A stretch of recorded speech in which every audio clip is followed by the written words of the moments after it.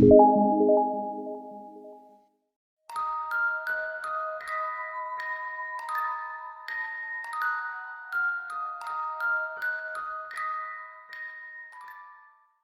à tous. Je vais vous raconter dans cet écrit une histoire d'horreur non fictif que j'ai vécue il y a plusieurs années.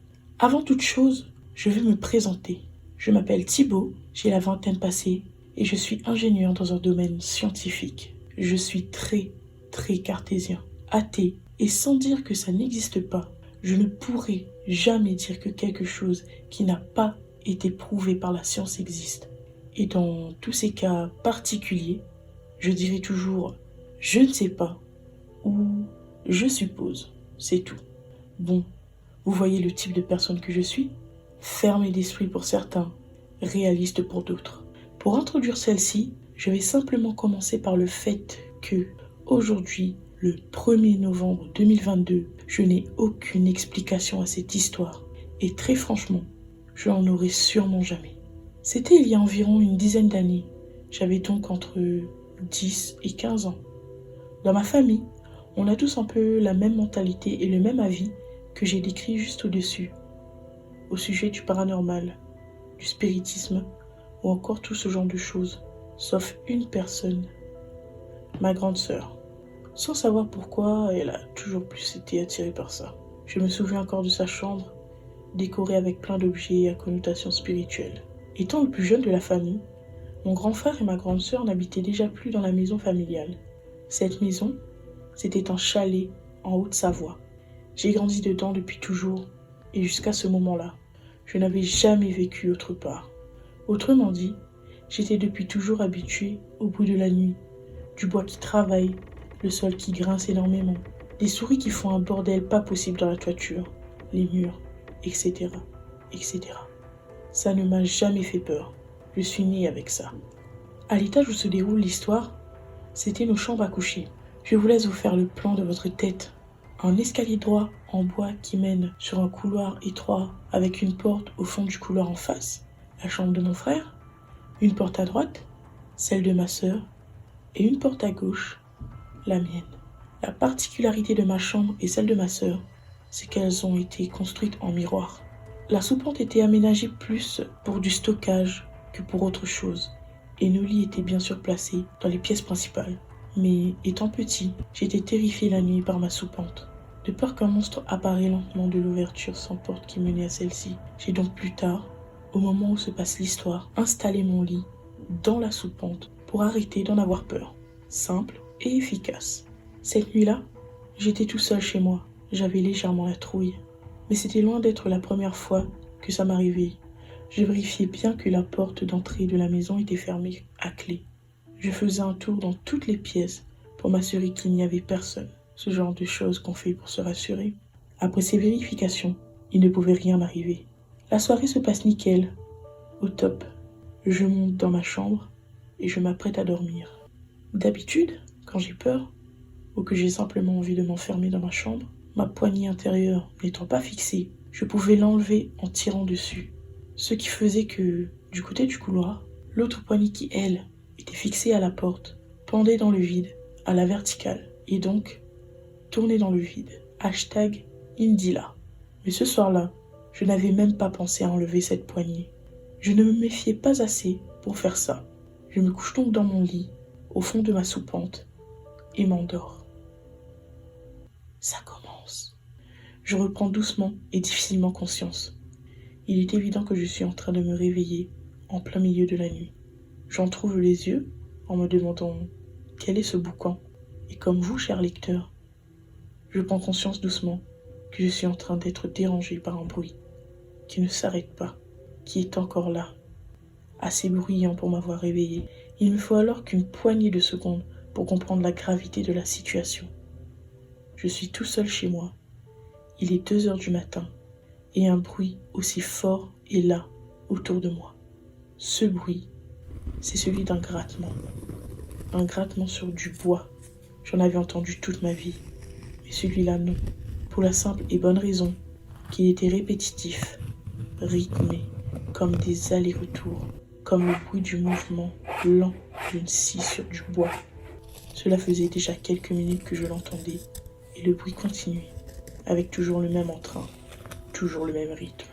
Je m'assois au bord de mon lit, face au mur séparant la soupente de la pièce principale, doucement, sans faire de bruit de peur d'être entendu. Mon cœur s'accélère, et je sens la panique monter. Je réfléchis le plus vite possible, dans le stress. Quelle est la chose qui fait ce bruit? Après quelques minutes de réflexion et de panique intérieure, alors que le bruit continue, sans atténuation, il me semble évident que ce bruit ne peut être qu'humain, ou autre chose dont je ne connais pas l'existence. Malgré le fait que le bruit résonne dans le bois de la maison, je distingue très clairement que celui-ci vient de devant moi, de la grande partie de ma chambre.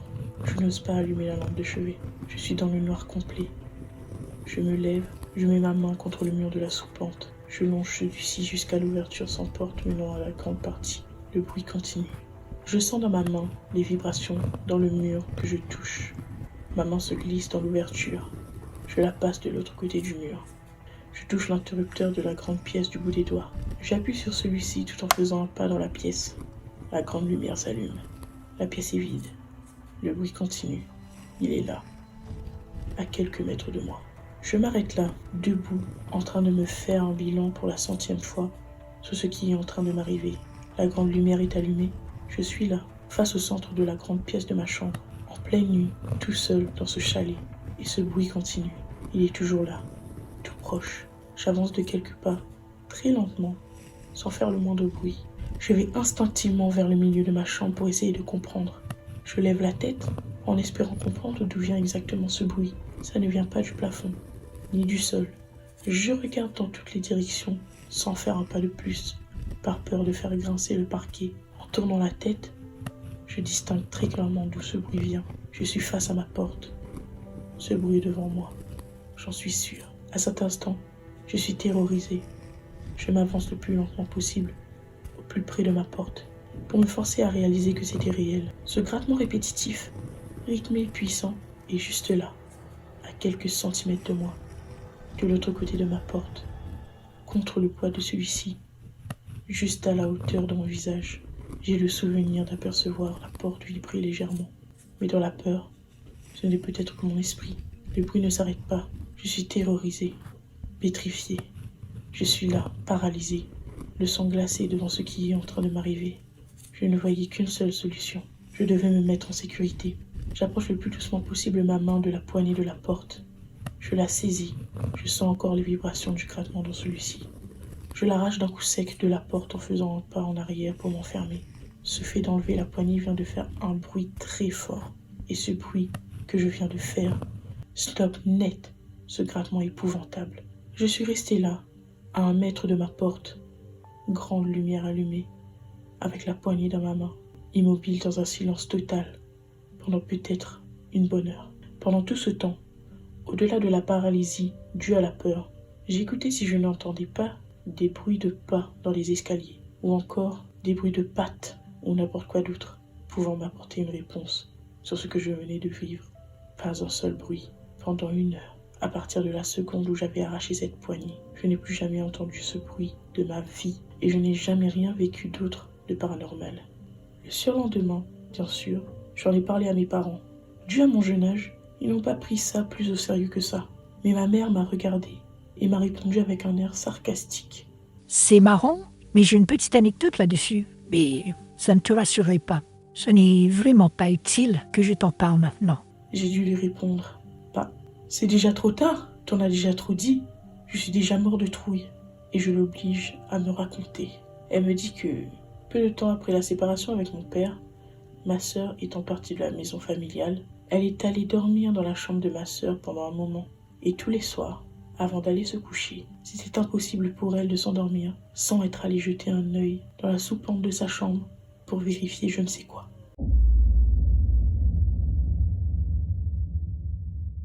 J'espère que cette vidéo du nouveau format vous a plu. Si oui, ça fait plaisir. Nous on se donne rendez-vous dimanche 13h pour une nouvelle vidéo. Et du coup, pour ne pas la rater, abonne-toi et active la petite cloche. Ça casse pas 3 pattes à la mère Michel et ça me soutient de fou. Sur ce, peace and love et n'ayez pas de soupente chez vous. It's hard, it's cold.